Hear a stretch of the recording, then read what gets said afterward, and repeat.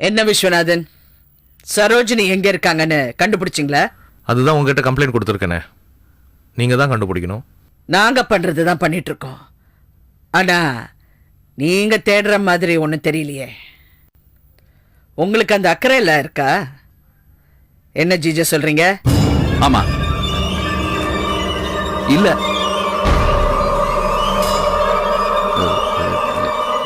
ஆமா சார், அத்தை மேடம் கேட்குறாங்களே, உங்களை தான் கேட்குறாங்க போல இருக்கு. சொல்லுங்க.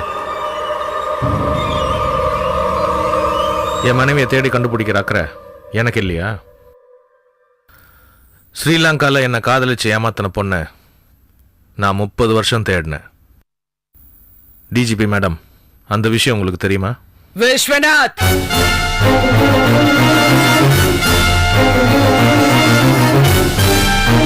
சரோஜினிய தேடினீங்களா? அதுக்கு மட்டும்